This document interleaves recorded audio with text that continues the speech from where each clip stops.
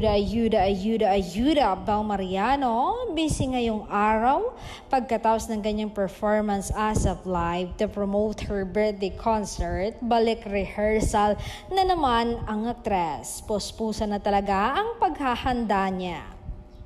Anyway, Bel sang Sunkist Lola's Pakisabi on ASAP Music Laban today at naging trending agad-agad ito online.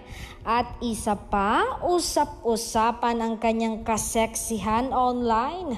Napakabongga, love her feet, love her look and her beautiful voice. Go, Bel.